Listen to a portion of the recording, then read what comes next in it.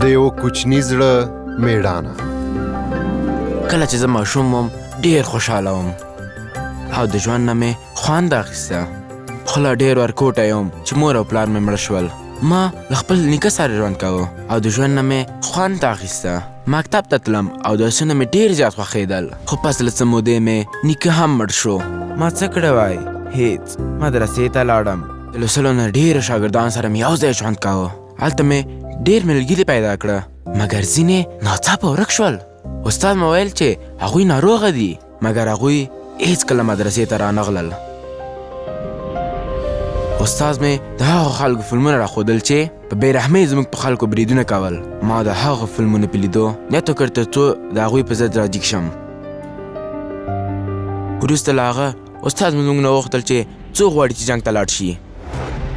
هغه ویل موږ جنت ته ځو. ما هم غوښتل جنت ته لاړ شم. یوه ورځ یې هغه ځای چې د حملې دپاره یې تبلیغ کړی یم بوتلم.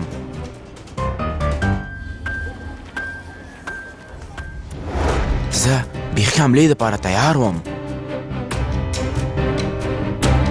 مګر ما هلته ولیدل چې ماشومان لوبې کوي.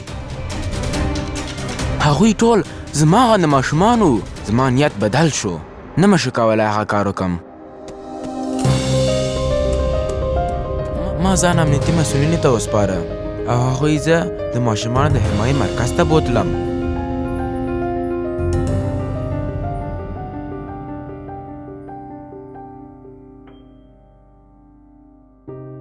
زه شکر اوس دا چانس لرم چې بیا درس ووایم او د نورو ماشومانو غوندې لوبې وکړم.